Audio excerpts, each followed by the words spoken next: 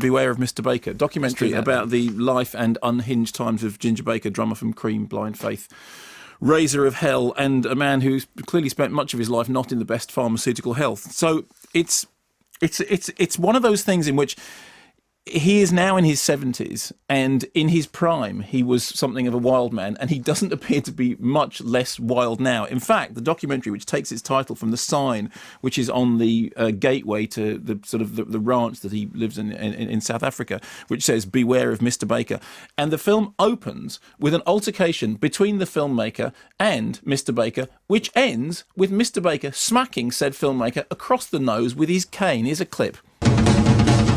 You just want to push up the people I moved here to get away from.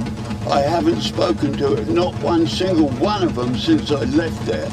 And I don't want any of them on my film. You don't care. I do understand. Yeah. What the f*** is wrong with that?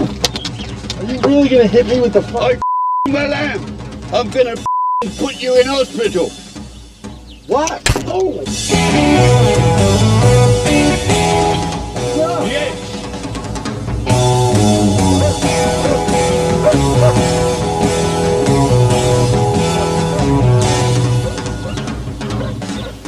Ginger Baker is hitting nose. That sort of sets the tone. I think we need some of that on All Request Friday. Call now. Literally striking the interviewer across the nose, and as you can hear, the problem is he doesn't want anybody else talking about him in the documentary. He just wants him, and one of the reasons is because there are other people talking about him in the documentary. And although they all say what a brilliant drummer he was, they do recount tales of somebody who was frankly pretty unpleasant to be around. I mean, he was not good to his wives, he was not good to his children. There's one moment in it in which his current wife is left clearly incapable of being able to say anything positive. She should ask, well, he's a good father and good. And there's just this empty silence. And throughout the course of the documentary, in which he's interviewed, as a couple of interviews, sort of clipped together, he abuses the interviewer, calls him the stupidest person alive. Says how sort of obscenity-laden put. How can I even talk to you? You're an idiot. You don't understand anything. You don't hear anything. And then in between that, you get, for example, Eric Clapton saying, "Yeah, he's an absolutely brilliant drummer, but I'm not sure that I know him at all." You get Jack Bruce saying, "Well, he is the best Ginger Baker in the world," and this is after Ginger Baker had thumped him on stage, and he'd ended up being in bands with people who were genuinely quite scared of him. The most interesting stuff about the documentary is that around him, there is no attempt to pretend that he's a likeable, lovable character. I mean, you might admire his work. In fact, the documentary raises this question about, do you need to like somebody in order to think that they were brilliant at what they did?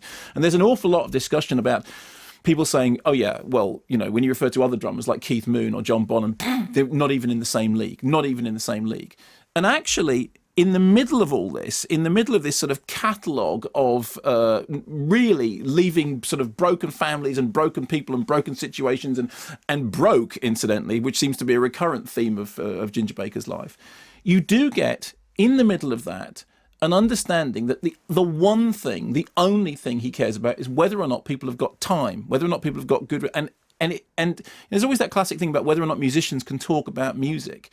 Oddly enough, and inarticulate as some of the interviews sound, when he's just going, get lost, blah, blah, blah, blah, blah, there are moments when you suddenly get inside him and the drumming. Here is a rather more sensitive clip.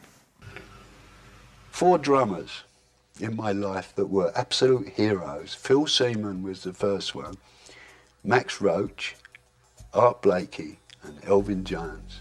All 4 of them became friends. I mean, friends. Dear friends. And that, to me, is worth more to me than anything in the world.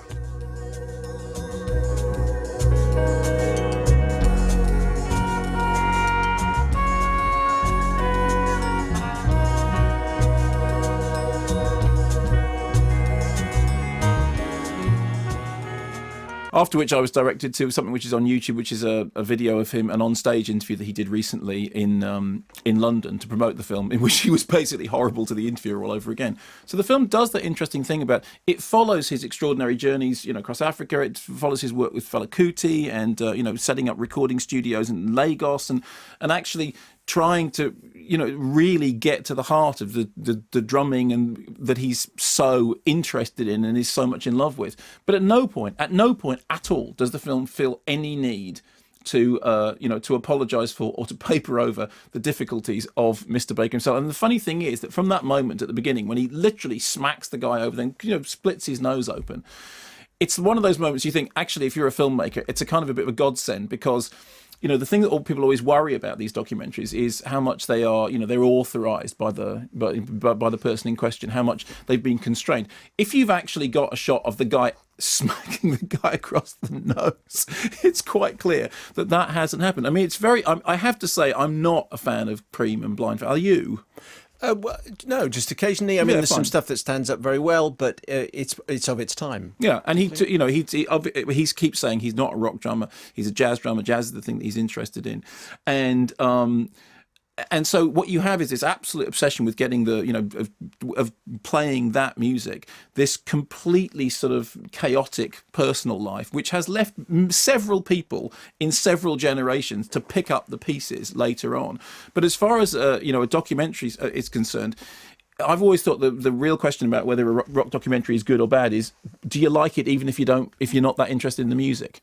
And I was gripped because it is a gripping portrait. Where does ABBA the movie fit in that? Well, it's a terrible film, but I love the music. There's no question that it's a terrible film. But you will be gripped by it, and you will be horrified, and you will actually, in the case of it, learn something.